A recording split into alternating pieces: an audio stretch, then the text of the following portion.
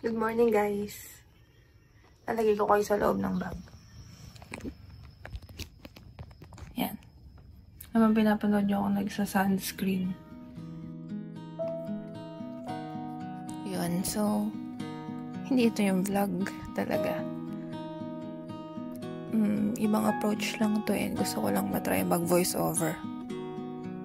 Sayang naman.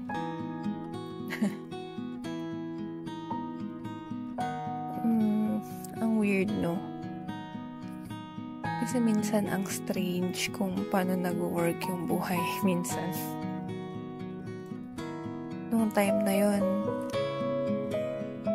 sa gitna ng dapat moment of pure joy, pero merong uneasiness na parang gumagala-gala dyan sa utak mo, no? Yung music festival is parang yung trip na yun is parang once in the making, kasi kailan pa nung bumili kami ng ticket, ang tagal na, tapos nag-save kami para merong budget for the trip. And then nung nandun na, parang nakaka-guilty, no? Lalo na pag titingnan mo yung bank account mo. Pero niremind ko na lang din yung sarili ko bakit ba kami nandun.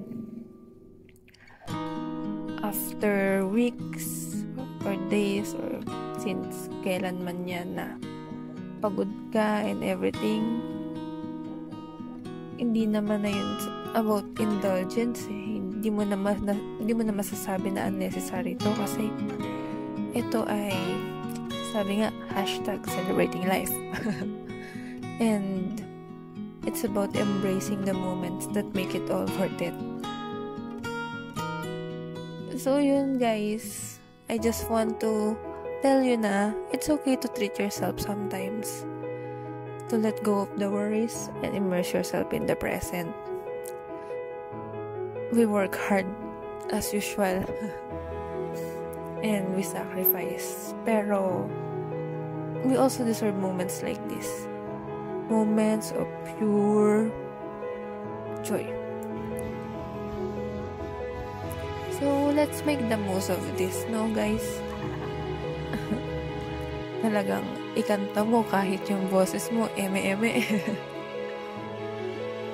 Tawanan kahit na sobrang sakit to sa tiyan, higilan ng ihi para mapanood mo yung favorite band ko sa harap. Alam mo yun, just create memories that will last a lifetime. Grabe, nabula pa ako, ang ganda ng quote. Ulitin natin. Create memories that will last a lifetime. Kasi in the end, that's what truly matters. Say it out. Hintayin nyo na lang yung vlog.